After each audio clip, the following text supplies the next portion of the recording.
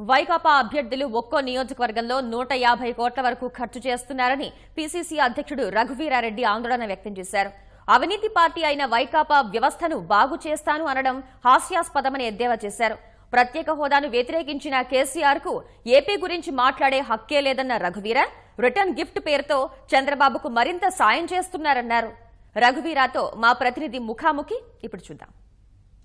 2019 సార్వత్రిక ఎన్నికలకు సంబంధించి కాంగ్రెస్ పార్టీ ఎన్నికల మేనిఫెస్టోని రూపొందించింది. దీనికి సంబంధించి మనతో మాట్లాడడానికి పీసీసీ అధ్యక్షుడు రఘువీరారెడ్డి మనతో ఉన్నారు. సార్, మీ మేనిఫెస్టోలో ఏ అంశాలని ప్రధానంగా హైలైట్ చేయదలుచుకున్నారు? అన్ని వర్గాలకు సంబంధించి ఒక అగ్రగామి ఆంధ్రప్రదేశ్ మా స్వప్నం. అన్ని ప్రాంతాల అభివృద్ధి, అన్ని రంగాల అభివృద్ధి, అన్ని వర్గాలకు సంబంధించి వాళ్ళ గుండె చప్పుడు. రైతాంగానికి సంబంధించి 2 లక్షల రూపాయలు రుణమాఫీ, కనీస మద్దతు ధర, 5,000 కోట్ల రూపాయలతో ధరల స్థిరీకరణ నిధి, సాగునీటి ప్రాజెక్టులన్నీ పోలవరంతో పాటు మిగిలిన ప్రాజెక్టులన్నీ కూడా త్వరితగతిన పూర్తి చేయడం, ప్రభుత్వంలో ఖాళీగా ఉన్నటువంటి ఉద్యోగాలన్నీ 100 రోజుల లోపల భర్తీ చేయడం, ప్రైవేట్ రంగంలో ఉద్యోగ అవకాశాలు ఎక్కువ రావడానికి ప్రత్యేక హోదా అమలు అవుతుంది కాబట్టి రాహుల్ గాంధీ ప్రధాని అవడంతో వాళ్లకు ఇబ్బడి ముబ్బడిగా ఉద్యోగ అవకాశాలు కల్పించడం అనేటువంటిది యువతకు సంబంధించి. విద్యార్థులు విద్యకు సంబంధించి అయితే కేజీ నుంచి పీజీ వరకు ఉచిత విద్య కాకుండా ఫీ రియంబర్స్మెంట్, విద్యా హక్కు చట్టాన్ని చాలా పకడ్బందీగా అమలుపరచడం, ప్రభుత్వ జూనియర్ కళాశాలల్లో కూడా ఎంసెట్ లాంటి వాటికి ప్రత్యేకమైనటువంటి ఫ్రీ కోచింగ్ ఇవ్వడం అనేటువంటి విద్యార్థులు వాళ్ళకు సంబంధించి, మహిళలకు సంబంధించి ఉచితంగా 4 గ్యాస్ సిలిండర్లు ఇవ్వడం సంవత్సరానికి, డ్వాక్రా గ్రూపుల్లో వాళ్ళు ఇప్పించబోయేటువంటి అప్పులకు వడ్డీ లేని రుణాలు ఇప్పించడం, ప్రస్తుతం ఉన్నటువంటి రుణాల్లో 2 లక్షల రూపాయల రుణం ఒక్కొక్క గ్రూప్ మీద వారికి రుణ విముక్తినిచ్చేయడం, ప్రత్యేక హోదా అమలు మా ప్రభుత్వం ఏర్పడిన మొదటి రోజు నుంచినే ప్రారంభమవుతుంది. గతంలో మేనిఫెస్టో అంటే అన్ని అంశాల మీద సమగ్రంగా చర్చించడం, సమగ్రమైనటువంటి అంశాలను ప్రజలకు వివరించడం ఇది. కానీ ఇప్పుడు 2019లో కేవలం 2 పేజీలకు మాత్రమే మీ మేనిఫెస్టో పరిమితమైంది. ఎందుకంటారు? ప్రజలు ఈ మధ్యలో ఈ వివిధ రాజకీయ పార్టీల వాళ్ళు ఇస్తున్నటువంటి మేనిఫెస్టోల మీద విశ్వాసం పోయింది. పుస్తకాలు చదివే టైము ఎవరికీ లేదు. ఇవన్నీ కూడా కేవలం మభ్యపెట్టడానికి. కాంగ్రెస్ పార్టీ మీద ఒక విశ్వసనీయత ఏముందంటే వీళ్ళు ఏదైనా ఎన్నికల మేనిఫెస్టోలో చెప్తే అది అమలు పరుస్తారు అని. అందుకోసమే కేవలం 2 పేపర్ 4 పేజీల మేనిఫెస్టోని ఈరోజు ప్రజల ముందుకు మేము తీసుకెళ్తాం. రాష్ట్ర విభజనతో పూర్తిగా మీరు ఇక్కడ ప్రాభవాన్ని కోల్పోయారు ఒక రకంగా కాంగ్రెస్ పార్టీ. ఇప్పుడు కాంగ్రెస్ పార్టీ అధ్యక్షుడు రాహుల్ గాంధీ చేసినటువంటి ప్రత్యేక హోదా హామీ, తొలి సంతకం హామీ మీకు ఓట్లు తెచ్చిపెడుతుంది అనుకుంటున్నారా? ఈరోజు 100కి 80 మంది ప్రజలు రాహుల్ గాంధీనే ప్రధాని కావాలి అని భావిస్తూ ఉన్నారు, ఆకాంక్షిస్తూ ఉన్నారు. పార్టీలకు అతీతంగా ఈ దేశంలో ఉన్న ఏ రాష్ట్రంలో కూడా అంత హెచ్చు రీతిలో రాహుల్ గాంధీ గారు ప్రధాని కావాలి అని అడిగేటువంటి శాతం ఎక్కడా లేదు. ఒక ఆంధ్రప్రదేశ్ 80% అన్నారు. ఎందుకు? ప్రత్యేక హోదా అది మా రైట్, అది మా లెజిటిమేట్ రైట్. అంతేకాదు అది వస్తేనే పుష్కలంగా నిధులు వస్తాయి. ఒక్కటి చెప్తాను నేను. చంద్రబాబు నాయుడు గారు రాజకీయంగా మేము విభేదిస్తాం, కానీ 2.5 లక్షల కోట్ల రూపాయల అప్పుల పాలైంది ఈరోజు రాష్ట్రం. ఎందువల్ల అయిందండి? అంత అనుభవం ఉంది, ఎందుకైందండి? ఎప్పుడైతే కేంద్ర ప్రభుత్వం సహకరించలేదో, ఎప్పుడైతే ప్రత్యేక హోదా విభజన హామీలు అమలు అవ్వలేదో, నిధులు రాలేదో, అప్పుల్లో కూరుకొని పోయింది రాష్ట్రం.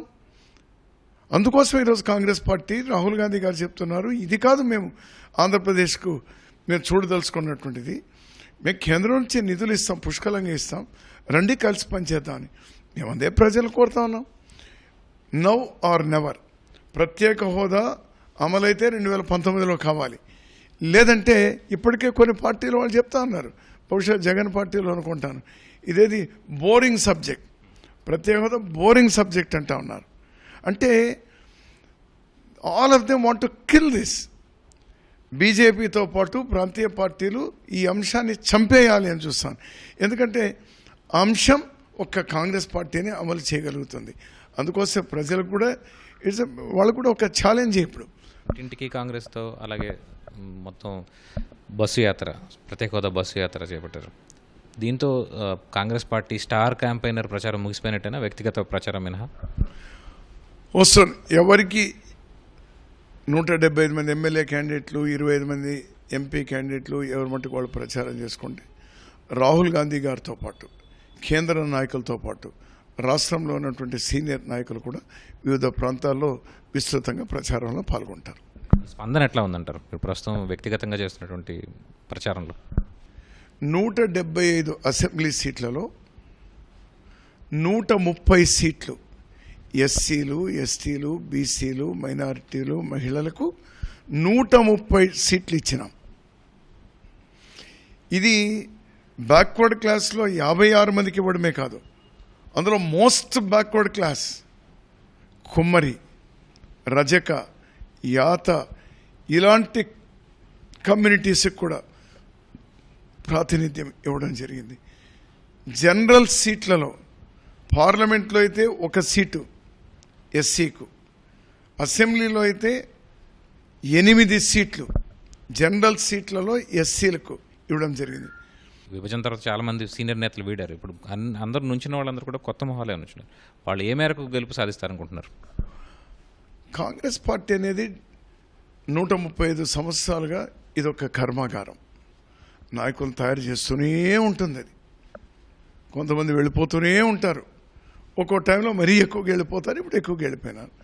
పిరికి పందల పార్టీ కాదు ఇది. భయపడి అరే విడిపోయినాడు, ఒకడు పోతే ఇంకో పార్టీ నలుగురిని తెచ్చుకుందాం, వారి నుంచి తెచ్చుకుందాము, అది ఓల్డ్ మిషన్స్తో పనిచేసే పార్టీ కాదు కాంగ్రెస్ పార్టీ. జాతీయ స్థాయిలో మీరు తెలుగుదేశం పార్టీతో మహాకూటమిలో పనిచేస్తున్నారు, కానీ రాష్ట్ర స్థాయిలో మాత్రం పూర్తిగా విమర్శలు వ్యక్తం చేస్తున్నారు. ఇది ఎట్లాంటి విచిత్రమైన పరిస్థితి, ఎట్లా చూడాలంటారు దీన్ని? ఇదేం కొత్త ఏం కాదు. వెస్ట్ బెంగాల్లో రాష్ట్రంలో సిపిఎంతో పొత్తు పెట్టుకున్నాం, కేంద్రంలో ఫైట్ చేస్తున్నాం. కేరళలో సిపిఎంతో ఇక్కడ ఫైట్ చేస్తున్నాం, అక్కడ వాళ్ళు జాతీయ స్థాయిలో మాకు కలిసి వస్తూ ఉన్నారు. సో ఇవన్నీ చూసినప్పుడు ఇక్కడ రాష్ట్రం పరిస్థితి వేరు, అక్కడ వేరు. ఇక్కడ మేము we are fighting all out. BJP ఎంత దూరమో, తెలుగుదేశం ఎంత దూరమో, జగన్ పార్టీ ఎంత దూరమో, పవన్ పార్టీ ఎంత, అన్ని పార్టీలు సమానమైన దూరం. మాకు శత్రువులు లేరు. రాజకీయంగా విభేదిస్తాం. మేము కాంగ్రెస్ పార్టీని ఆదరించాలి. ఎందుకోసం? ఈ రాష్ట్ర భవిష్యత్తు కోసం, మా ఉద్యోగాల కోసం కాదు, మేము ఏదో ఎమ్మెల్యేలు, మంత్రులు, ముఖ్యమంత్రులు అవడానికి కోసం కాదు. ఈ రాష్ట్రం మేలు జరగాలంటే కాంగ్రెస్ పార్టీ రావాల్సిందే. ఏం తప్పేంటి? తెలుగుదేశం 35 ఏళ్లుగా మమ్మల్ని వ్యతిరేకించింది. మాకు వ్యతిరేకంగా పుట్టిన పార్టీ. అటువంటి పార్టీ కాంగ్రెస్ పార్టీ దగ్గర వచ్చి బీజేపీకు వ్యతిరేకంగా మనం కలిసి పనిచేయాలి, ఒక ప్రత్యేక హోదా కాంగ్రెస్తోనే సాధ్యము అని ఆ పార్టీ వస్తే మేమందరూ గర్వించాలి. ప్రతి కాంగ్రెస్ వాడు కూడా మమ్మల్ని వ్యతిరేకించిన, ద్వేషించిన ఒక పార్టీ మా సపోర్ట్, మా నాయకుని యొక్క విశ్వసనీయతను గుర్తించి కేవలం ఈ రాష్ట్రానికి రాహుల్ గాంధీ ద్వారానే మేలు జరుగుతుంది అని ఆ పార్టీ వస్తే మేము స్వాగతిస్తాం. దానికి మేము బాధపడాల్సినటువంటిది ఏముంది? చాలా కేసులు ఉన్నటువంటి విపక్ష నేత జగన్ ఇప్పుడు అవినీతి లేని పాలన అందిస్తాను, నాకు ఒక అవకాశం ఇవ్వండి అని చెప్పాడుతున్నారు. కాంగ్రెస్ పార్టీ ఏ కోణంలో చూస్తుంది దీన్ని? అటువంటి మాటలు మాట్లాడడం ద్వారా అపహాస్యానికి గురవడం తప్పనిస్తే, పూలందేవి ఆమె చరిత్ర అందరికీ తెలుసు. రాజకీయాల్లోకి వస్తూనే ఆమె రాజకీయాల్లో క్రైమ్ ఎక్కువైపోయింది అని ఆమె ఒక స్టేట్మెంట్ ఇచ్చింది. అట్లనే అవినీతి లేనటువంటి ప్రభుత్వాన్ని మేము ఇస్తామని అంటే నవ్విపోరు జనం. అవినీతి సొమ్ముతో కూడుకున్నటువంటి జగన్ పార్టీ 50 నుంచి 150 కోట్లు ఒక్కొక్క అభ్యర్థి ఖర్చు పెడతా ఉన్నారు. Minimum 2000 rupees, they are going to up to 5000 rupees per vote. వీళ్ళు నీతిమంతులు, వీళ్ళు నీతి కలిగినటువంటి ప్రభుత్వాన్ని ఇస్తారా వీళ్ళు? చంద్రబాబుకి రిటర్న్ గిఫ్ట్ ఇస్తామని చెప్పి కేసీఆర్ పొరుగు రాష్ట్ర ముఖ్యమంత్రి అంటూ ఉన్నారు. కేసీఆర్ గారు చంద్రబాబు నాయుడు గారికి సహాయం చేయాలి అని అటువంటి ప్రకటనలు ఇస్తున్నారని నేను అనుకుంటాను. కేసీఆర్ గారు, కేటీఆర్ గారు వాళ్ళు ఇంత ఎక్కువ మాట్లాడితే ఈరోజు చంద్రబాబు నాయుడు గారు రాజకీయంగా దాన్ని సొమ్ము చేసుకోవడానికి ప్రయత్నం చేస్తున్నారు. కేసీఆర్ ఈ రాష్ట్రం గురించి మాట్లాడతారా? హక్కు ఉందా అతనికి? ఎట్లా మాట్లాడతారండి? అసెంబ్లీ ఎలక్షన్స్ జరిగే ముందు, తెలంగాణ అసెంబ్లీ ఎలక్షన్ ఏం మాట్లాడినాడు? అతని కొడుకు, అతని కూతురు, అతని అల్లుడు ఏం మాట్లాడినారు? ఆంధ్రప్రదేశ్ ప్రత్యేక హోదా ఎట్లా అమలు పరుస్తారనా? అక్కడ తెలంగాణలో ఉన్నటువంటి మా కాంగ్రెస్ వాళ్ళని ఇబ్బందులు పెట్టడానికి సిగ్గు లేదు మీకు? మీకు ఏ మొఖాలు పెట్టుకున్నారు మీరు? మీరు లీడర్లా? మీ లీడర్ రాహుల్ గాంధీ ఆంధ్రప్రదేశ్లో ప్రత్యేక హోదా అమలు పరుస్తానంటే మీరు చెవటలు చేతకాని వాళ్ళు అని అక్కడ రెచ్చగొట్టేటువంటి ప్రయత్నం చేస్తే అతను ఇక్కడ సహాయం చేస్తానంటే ప్రతిపక్ష నాయకుడు, అతను కూడా కనీస పరిజ్ఞానం ఉండాలి కదా. చంద్రబాబు నాయుడు వ్యతిరేకించు, మేము వ్యతిరేకిస్తాం, నువ్వు వ్యతిరేకించు, దట్ ఈస్ డిఫరెంట్. బట్ ఈ రాష్ట్రానికి ద్రోహం చేస్తున్నటువంటి కేసీఆర్ని ఎట్లా మద్దతు పలుకుతారు ఉంటాను నేను? ఎట్లా ఆహ్వానిస్తాను ఉంటాను నేను?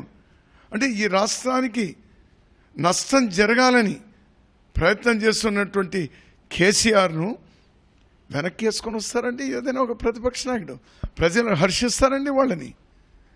ఇవన్నీ కూడా ప్రజలు గమనించాలని నేను కోరుతా ఉన్నాను. అంటే హైదరాబాద్లో ఆర్థిక మూలాలు ఉన్నటువంటి నేతలందరినీ రాజకీయ పార్టీ, ప్రత్యేకించి రాజకీయ పార్టీ నేతలు ఇతర పార్టీల్లో లాక్కోవడం, బెదిరించడం ఇలాంటి పనులు కూడా జరుగుతున్నాయి. మీరు ఎట్లా భావిస్తారు దీన్ని? కేసీఆర్కు పదవి వ్యామోహం చాలా ఎక్కువైపోయింది. ఎంత ఎక్కువైపోయిందంటే ఇంకా అతను ఒక రాజు.